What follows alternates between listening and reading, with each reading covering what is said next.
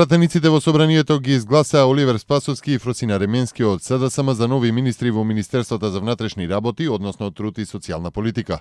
Иако во одделни гласања за нивниот избор гласаа по 101 пратеник од присутни 110 пратеници, без ниеден воздржан или против. Спасовски и Ременски ја положија свечената заклетва. Премиерот Никола Груевски, образложувајќи го предлогот за избор на новите членови на владата во министерствата, рече дека очекува од нив посветена одговорна работа согласно законите.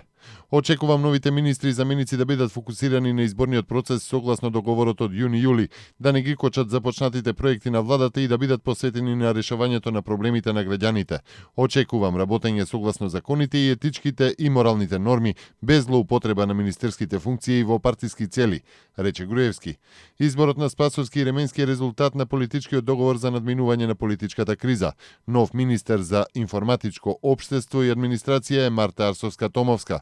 Согласно договорот и протоколот и како што се наведува во предлогот, заради организација на предвремените парламентарни избори до година, се именуваат и дополнителни заменици министри во МВР, Министерството за труд и социјална политика, за финансии, за земјоделство, шумарство и водостопанство и за информатичко општество и администрација.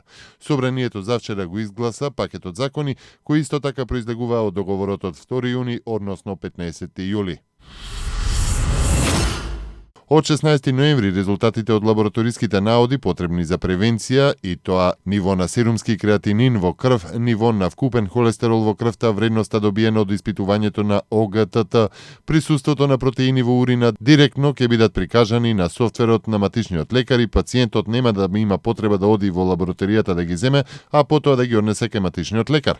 Станува збор за дополнително олеснување на лекарите и за пациентите кои денеска на пресконференција го презентираа директорите на Фондот за здравствено осигурување на Македонија Сашо Стефановски, како и Орхан Рамадани. Владата нуди нова можност за граѓаните да ги легализираат бесправно изградените објекти. На последната седница изготви измени на законот со кој се предлага продолжување на рокот за комплетирање на поднесената документација, како и нов рок за поднесување барања за легализација на дивоизградени објекти. Според министерот за транспорт и врски Владо Мисајловски и директорот на Агенцијата за катастар на недвижности Славче Трпевски, со измените се предлага рокот за поднесување барања да продолжи до 31 март до година, а за оние кои што веќе имаат поднесено барање да може да достават геодетски елаборати до 31 декември 2016 година. Пролонгирањето на рокот за една година е направено со цел на граѓаните да им се остави доволно простор и време за да ги достават елаборатите кои се клучен документ во процесот на легализација, а кај геодетските фирми да им се овозможи полесно да ја завршат работата, бидејќи со сегашниот рок немаа доволно време да ги изработат сите поднесени барања. Не само 4, како што беше првично предвидено, туку сите 8 региони во Македонија ќе бидат опфатени со проектот на USAID за воспоставување систем капка по капка, кој овозможува поголемо рентабилно производство на сточна храна и намалување на увозот, соопшти ресорното Министерство за земјоделство. До 2021 година треба да се постават системи за наводнување капка по капка на околу 7000 хектари.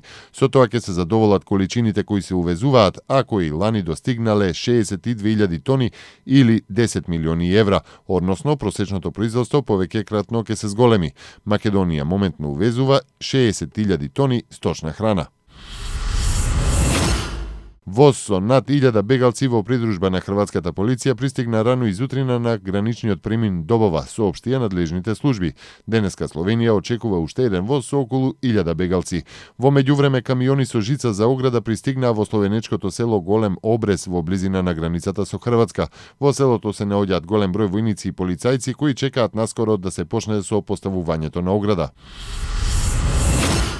Повеќе десетици имигранти пак започнаа штрајк со глад во еден од затворените центри во Чешка во знак на протест против должината на нивниот престој, соопштија волонтерите кои го посетуваат центарот. Чешка избегна големи миграции преку својата територија, бидејќи стотици илјади лица кои бегаа од војната на Блискиот Исток и сиромаштијата избраа полесен пат од Балкан до Германија, кој води низ Австрија.